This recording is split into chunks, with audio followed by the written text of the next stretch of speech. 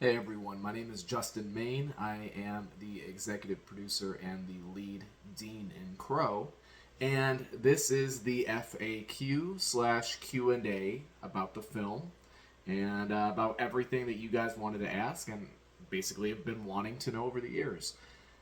Before we get started, though, I want to put something out there. There's a lot of stuff happening in the world today, specifically in the United States. Um, Over this past week, part of it is what prevented me from getting this video out sooner. Um, all I want to say is just respect one another, show each other love. Do not separate with fear or with hatred. If you have people who are going through a hard time in their life for whatever reason, extend a helping hand, extend something that will help them feel better and move forward and stay strong no matter what is going on. All right, with that being said, why not get to the special announcement now? Here, take a look.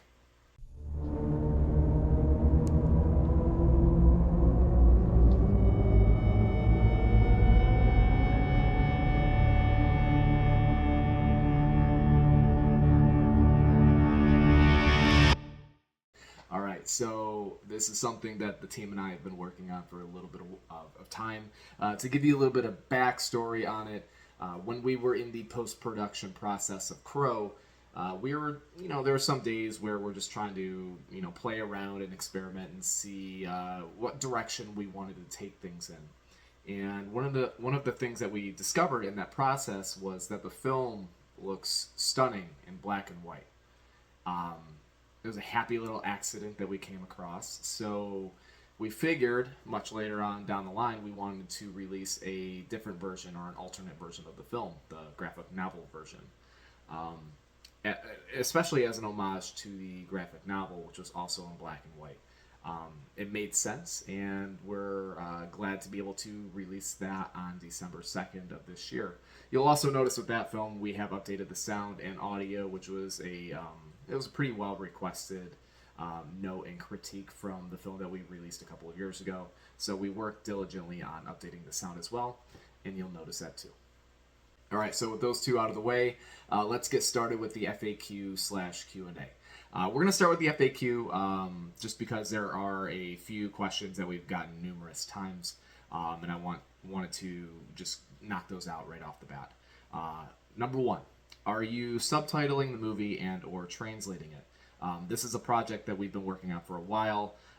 We are in the process of doing both. The subtitles are going to come first, followed by translations from those subtitles afterward.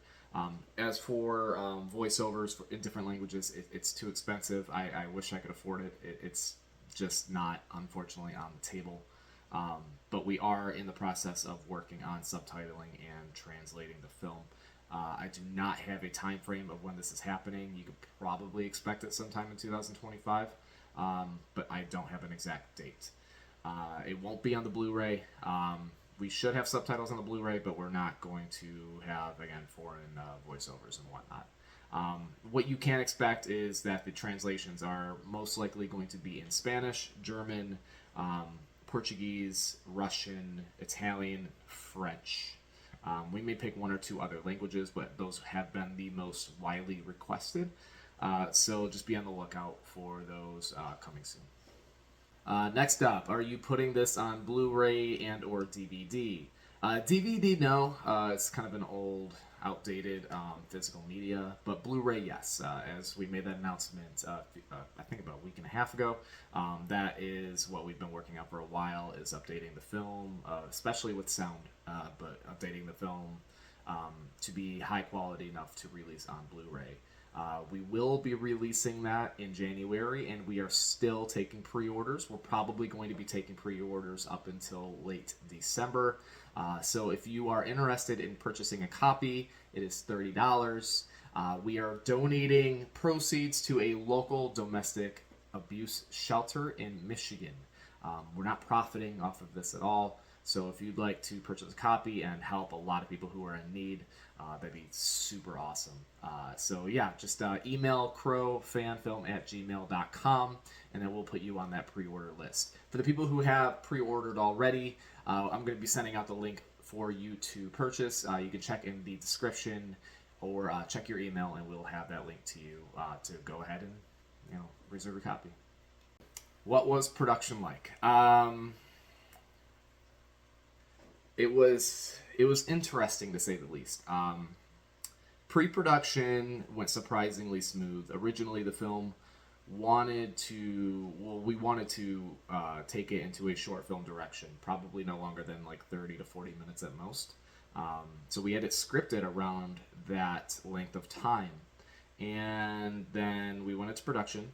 And shortly before we went into production, COVID hit.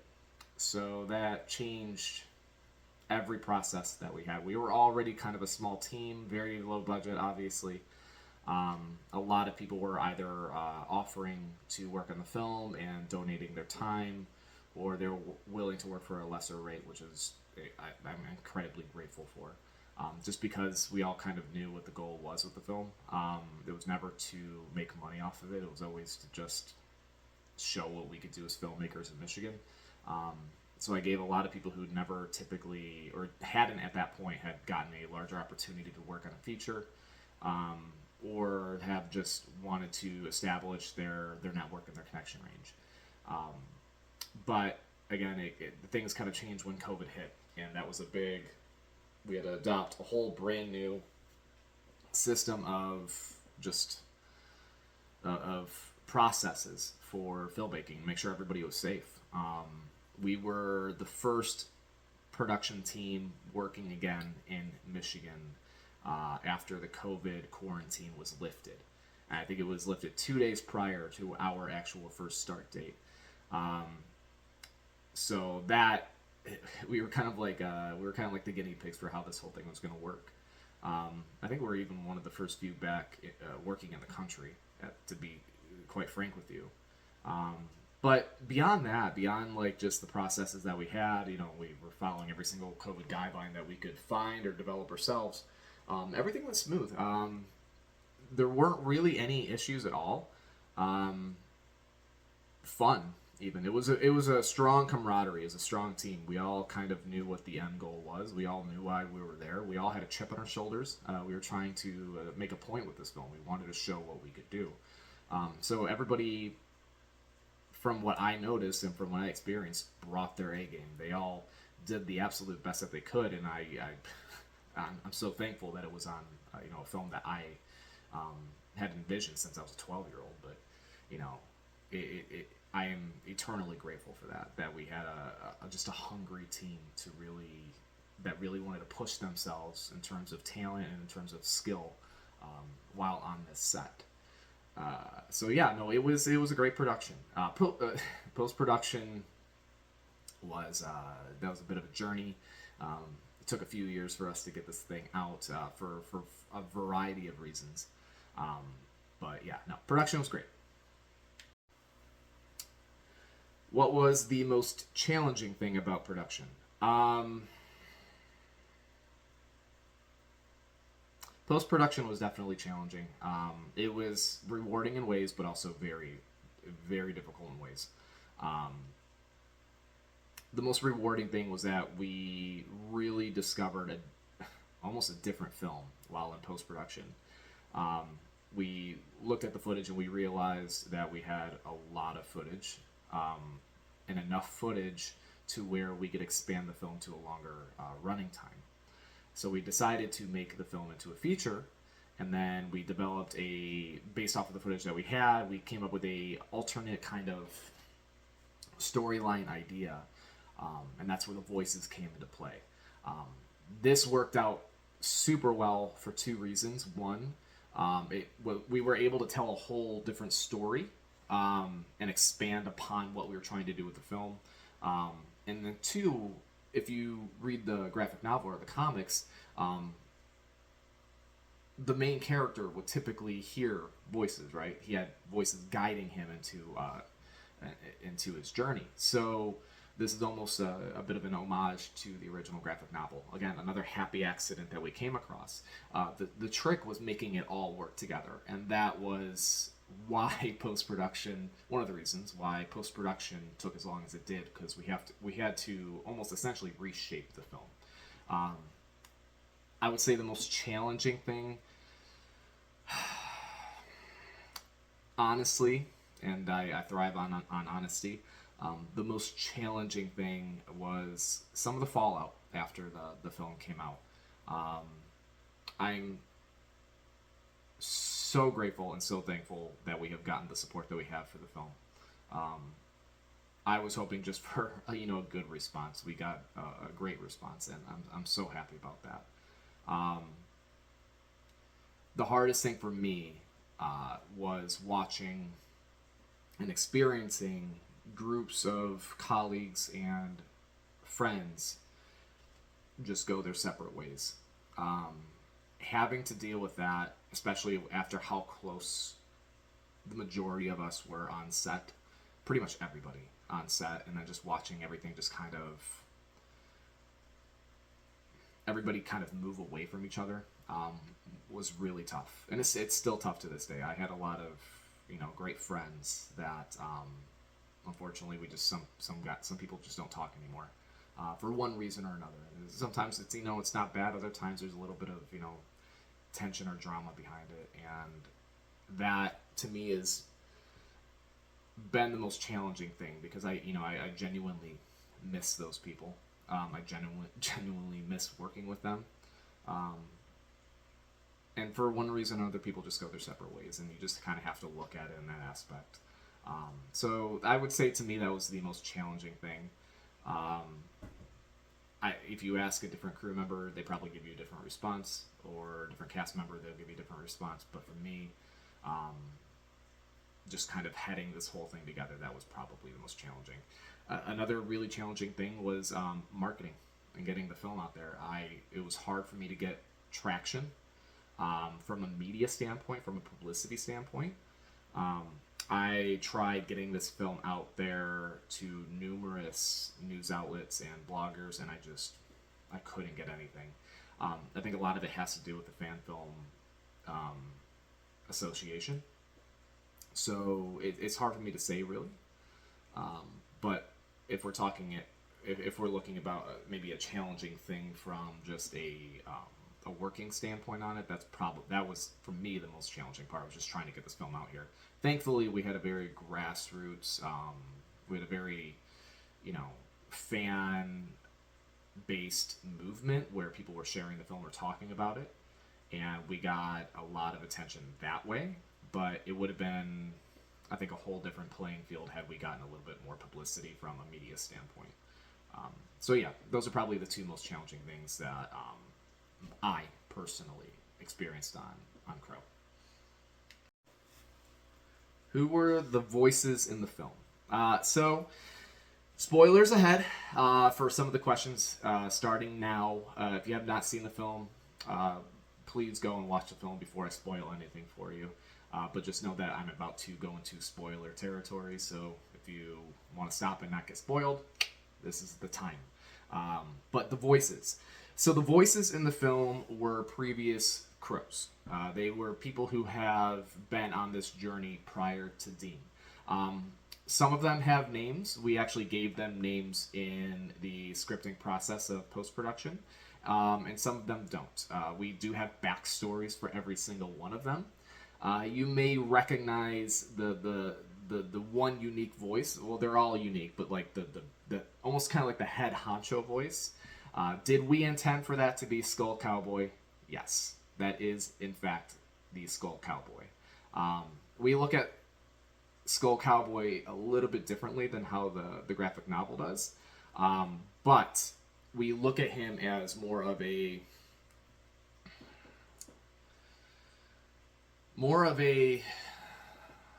harbinger of death. He's kind of the whole enchilado of how this whole operation is going.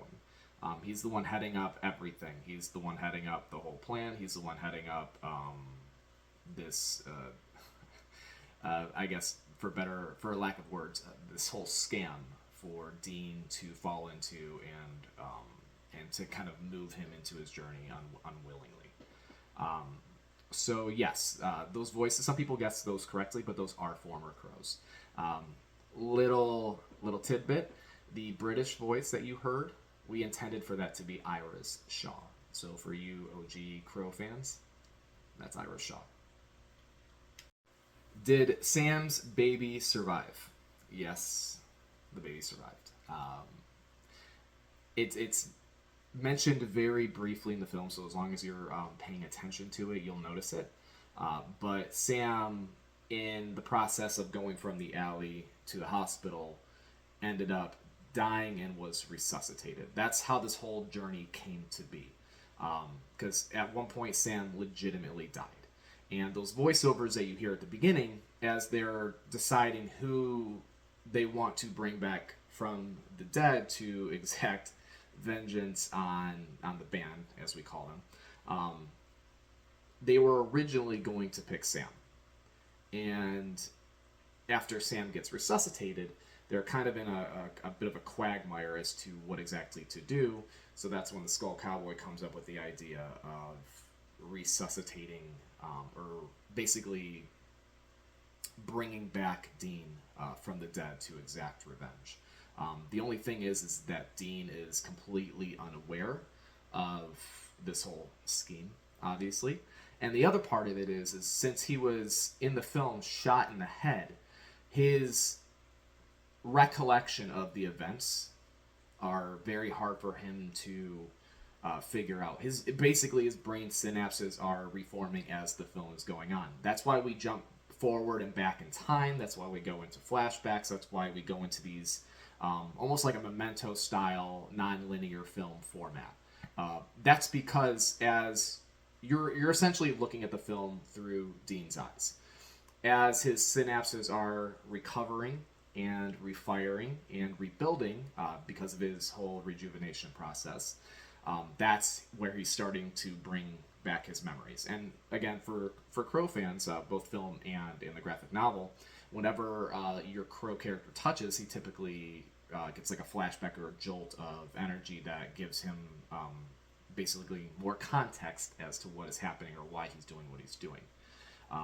We wanted to explore that a little bit more in the film, so that's why you see Dean kind of follow this more non-linear format in terms of storytelling in the film. I've said it before and I'll say it again. Every decision that we made in this film was intentional. There are little Easter eggs and there are little things that happen in this film that may not make sense to some viewers. I ask you rewatch it and then try to put those things into context with the larger portion of the film, because we spent a diligent amount of time putting this stuff together to make it all make sense. Every single frame in this film has some sort of connection to the rest of the story that we are presenting in the film. But yes, to answer your question, Sam's baby does survive. The hallway incident where Dean runs into Julian later on in the film, that whole flash forward sequence, that was generated by Dean. So obviously he can't really, at that point, he wasn't able to see forward into the future. So he was creating this, I guess, situation of essentially what Julian took away from him to kind of get him to where he needed to be. It was a manifestation of not only Dean's grief, but what was taken from him. So that whole flash forward sequence, we left that a little bit more open-ended for people to kind of draw their own conclusion, but it's really based off of how you want to interpret it. But our interpretation, oh, there's my cat. But our interpretation was that that whole sequence was generated in Dean's head. Did Dean know he was dead? So to piggyback off of the previous question, no, he did not. Again, this is the whole reason why we put the film into a nonlinear format, because we wanted to put the viewer into Dean's shoes. As he's basically rebuilding his brain synapses, like basically all of his memories start flooding back randomly and chaotically throughout the course of the film. So when he remembers something is pretty much when you see a little bit more to the story about what's happening. So at no point until the very end did Dean know that he was, in fact, murdered. his recollection was that, or his line of thinking was that he was knocked out and then put into the back of the truck. So that's where he was coming from, and it wasn't until that fight on the roof with Vince that Dean finally had the memory pop back that he was in fact murdered.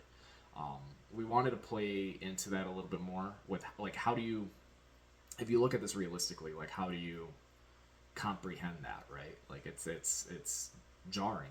It's almost unbelievable. So we wanted to play that a little bit more realistically. We didn't really want to go in a comic booky direction of, oh, I was killed. Huh, now you're going to, feel my wrath. It was more so like, wait, what? Like that type of reaction. And that was what we intended to do. Dean, as he's figuring out and experiencing like the voices and the powers throughout the film, we wanted to make it to where he didn't really have full grasp of what he was doing. You almost see that he's having a little bit of fun with it towards the end because he's basically experimenting as things go on.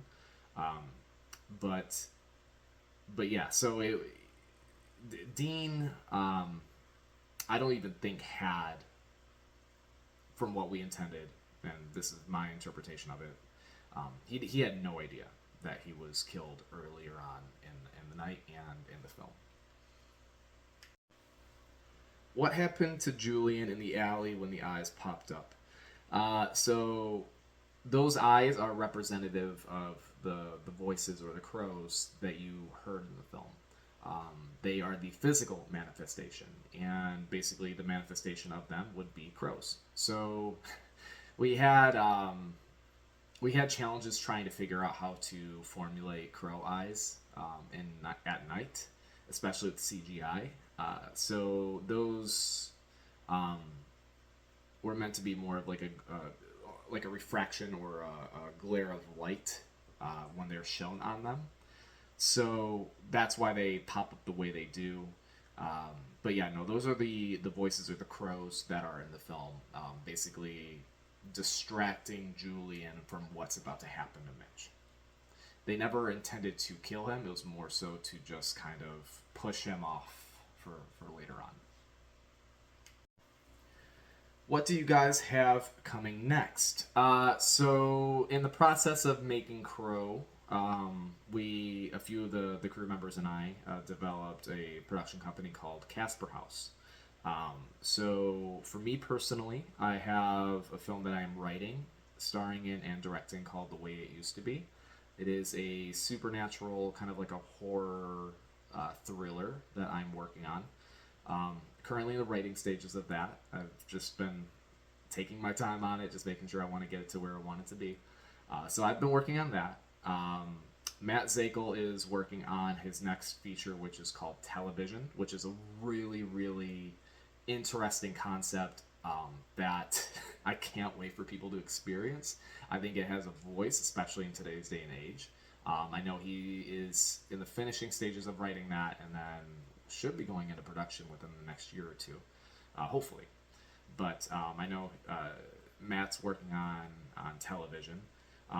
As for some of the other people on the cast and crew, you've seen, if you go into their filmography, there's been other films that have come out since Crow, like stuff like Saturnalia and Camp Murder from the Fellpeller guys. We've had people move on, like Santiago Bukowski, who's done his own short films. We've had pretty much everybody since Crow has gone on to work a ton, both because of the skills that they honed in on during Crow and the network and the connections that we helped give to them. That's one thing that I'm really happy with the fallout from Crow, was that we got a lot of people who had never worked together, and they developed friendships and lasting film business connections, and that was all I intended for Crow to be, was a way to get the people that I hired into the film and that I brought into the film to get them more work going forward. Yeah, look into that. If you go into IMDb, look up our cast and our crew, you'll see that a lot of our filmmakers or actors and whatnot have gone on to pretty extensive careers. Bobby Lanen basically started doing a ton of like Bruce Willis movies, and he's a stunt coordinator on a ton of different things, and he's blown up. Callie Bustle, same thing. Well, maybe not same thing in terms of stunts, but like her filmography has shot up extensively since Crow. So there's a lot of things that you can look into if you want to see what our cast and crew has been up to since the release of Crow. But for myself and the guys in Casper House, that is what we have coming up. I knew this one was coming up. What did you think of the remake?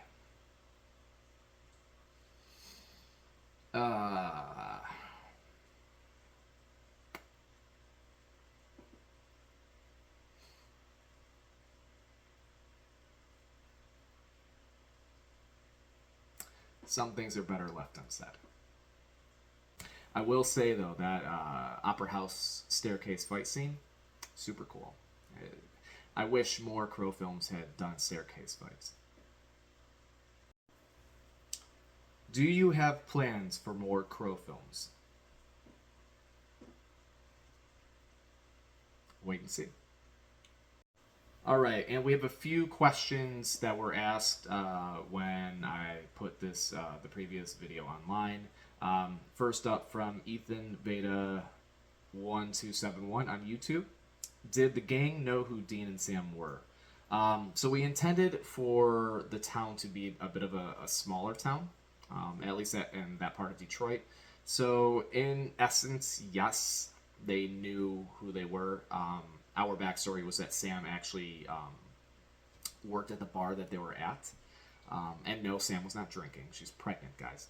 But she worked at the bar. So we intended for the band to have gone there pretty consistently and have scouted her out.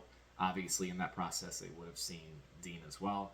So yes, in a way, they knew who they were. Not distinctly. It's not like they went to school together or anything like that, but they had seen them around the bar more than once. So yeah, I guess you could say there's a little bit of a prior history there, but nothing to where it was personal.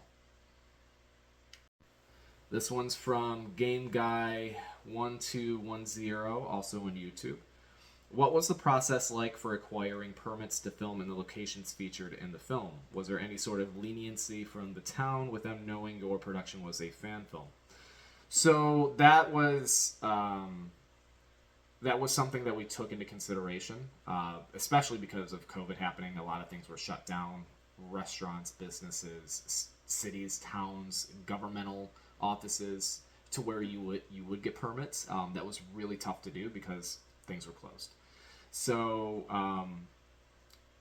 there are certain places that we couldn't shoot at, or it would have been insanely difficult to get a permit to shoot in because of how long it would have taken us to acquire a permit to begin with at that time. So we had to pull an alternative in terms of finding locations to shoot in, which is where we started figuring out, like, okay, well, so-and-so has a connection to this location. We just talk with the owners, see if they're going to allow us to shoot there, so on and so forth. When it comes to permits, and it's every area is different, but if you are in somebody's private building, like a household or a business, as long as you have their permission, you don't need a permit to shoot in that area. It's when you go outside into public settings or into public areas, that's when it becomes a bit of a different situation. But as long as you, as in Michigan at least, as long as you have approval from the owner of the property, you're good to go. And every property that we shot in, that was pretty much the case. The only exception would be Lake Orion. However, I did have a few conversations and talks with people that were in that area, and Lake Orion is a well-known film community, so we didn't anticipate having any problems there. So that was, I would say, the only public location that we really potentially could have ran into an issue with. But beyond that, everything else had permits, or not permits, but approvals and or considerations. And this is an old question, but I found it on here, and I don't believe I ever answered it. This is from SIFAMR6450 on YouTube. I don't know how to pronounce that, but why'd you choose skull makeup for Dean? So I was always a fan of making sure the makeup had a legitimate reason for being on. Um, I'm not trying to criticize other productions or stories or whatever. They have their own process and they had their own story of why the makeup was there to begin with. But I wanted to make sure in Crow there was a legitimate reason as to why that makeup was there. Um, I was never a big fan of me personally. Never a big fan of our protagonist, putting makeup on. And I'm not trying to criticize anybody and how they want to go about telling their story, but again, for me, I wanted to have a reason. And so we set this around Halloween, and we figured, well, this makes the most amount of sense in order for Dean to have makeup on for the rest of the film.